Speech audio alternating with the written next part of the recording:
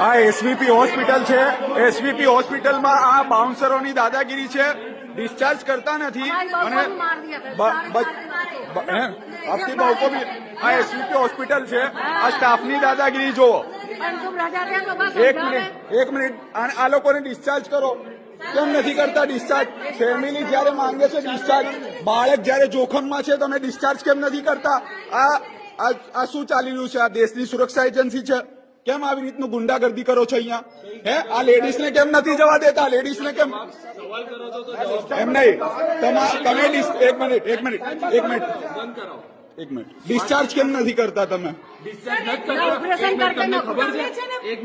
ક્યારના ઉભા છો? एक मिनट बोलो माफी बात करो डॉक्टर मैं सिक्योरिटी से मेरे को बात नहीं करनी। आरएमओ क्या है? તમે ડોક્ટર છો? તમે કોણ છો? સલામતી સિક્યુરિટી અમારી જોડે વાત નથી કરી હતી। જાઓ ચલો બોલો डॉक्टर ने बोलाओ। कौन से डॉक्टर? શું દાદાગીરી ચાલે છે? કેમ ડિસ્ચાર્જ નથી કરતા? ફેમિલી અહીંયા હેરાન છે, બાળક જોખમમાં છે, ડિસ્ચાર્જ કેમ નથી કરતા? કોણે ઓથોરિટી આપી તમને?